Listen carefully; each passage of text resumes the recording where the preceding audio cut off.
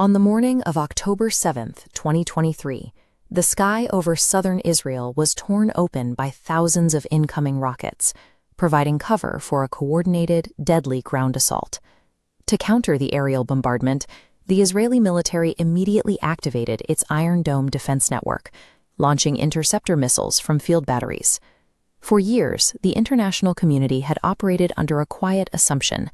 The violent friction in the Gaza Strip was largely contained, but treating a territorial conflict as something to be managed rather than resolved guaranteed an eventual collapse of that status quo.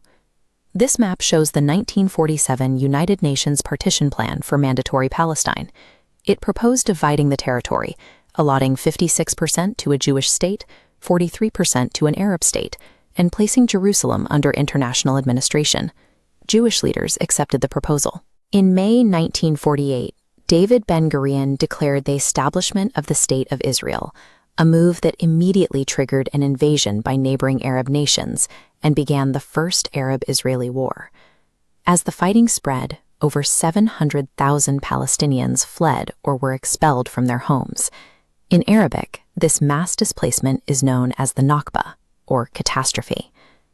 The events of 1948 established a dual reality that drives the conflict to this day. One population secured a sovereign safe haven in the aftermath of the Holocaust, while another was fractured into a generational refugee crisis. 19 years later, the geopolitical borders of the region shifted again. In June 1967, Israel fought a 6-day war against neighboring Arab states and won decisively. In 1967, Israel expanded outward to capture the Sinai Peninsula, the Golan Heights, the West Bank, East Jerusalem, and the Gaza Strip. Following the war, the government began constructing civilian communities inside the newly occupied West Bank. These settlements rapidly multiplied across the territory over the next few decades. These are not temporary camps. They are heavily fortified towns with permanent infrastructure built on ridges overlooking Palestinian villages, connected by restricted bypass roads. By systematically breaking up the geographic contiguity of the West Bank, this settlement expansion dismantled the physical space required to build an independent Palestinian state. As the military occupation deepened, frustration boiled over. In 1987, Palestinians launched the First Intifada, a sustained, grassroots uprising marked by strikes, boycotts, and street-level clashes with Israeli troops. Out of this unrest emerged Hamas. Founded by Sheikh Ahmed Yassin as an offshoot of the Muslim Brotherhood, the group explicitly rejected peace negotiations and published a charter calling for the violent destruction of Israel. In 2007, following a brief civil war with rival Palestinian factions, Hamas seized full administrative and military control of the Gaza Strip. In response, Israel and Egypt imposed a comprehensive land, air, and sea blockade. The blockade strictly regulated the flow of goods and people.